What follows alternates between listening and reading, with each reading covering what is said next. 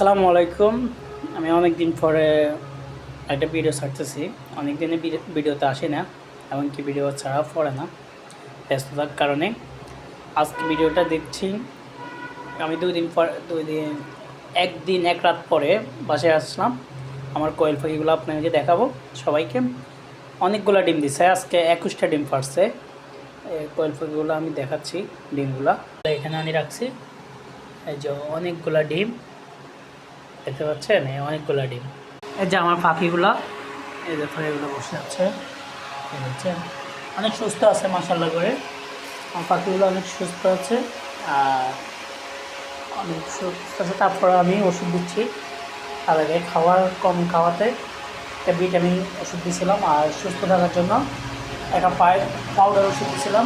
সে একটা পানির সাথে দেখেন ওষুধগুলা গুলে খাইছে, আমি পাল্টে দিব ওষুধগুলা। আর আমি একটা ফ্যান চালাই রাখলাম যেন এটার ভিতরে গরম কোনো না হয়, যে হালকা বাতাস ঢুকে কিন্তু বেশি ঢুকে না, তার কারণে ফ্যানটা চালানো। যে আমার পাখিগুলো মাশাআল্লাহ করে সুস্থ আছে। আমি আজকে এটা পরিষ্কার করে দিছি, মোটামুটি সুস্থ আছে আমার পাখিগুলা মাশাআল্লাহ করে। আমি এই পাখিগুলোকে আমি অনেক দূরে নিয়ে যাব, অনেক বড় একটা উদ্যোগে আমি পাখিগুলো নিচ্ছি। সবাই আমার জন্য দোয়া করবেন যেন আমি পাখিগুলোকে নিয়ে অনেক বড় কিছু করতে পারি। আশা করা যায় আমি কিছুদিনের মধ্যে একটা ইনকিউবেটার কিনবো, যে আমার পাখিগুলোর যে ডিমগুলো ওগুলো বীজ ডিম, ওগুলো থেকে বাচ্চা হবে। কারণ আমার এখানে অনেকগুলো পুরুষ কোয়েল পাখি আছে, আমি নিজে আনছি পুরুষ কোয়েল পাখি।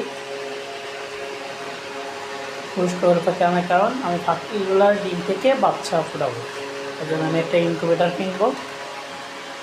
তো কেউ যদি আমার ভিডিওটা দেখে থাকেন আর কোনো ইনকিউবেটার কারো কাছে থাকে বা কেউ জানেন কোন জায়গায় বিক্রি করে বা কোন জায়গায় থেকে বানায়, আমাকে অবশ্যই জানাবেন, আমার ভিডিও কমেন্টে জানাবেন।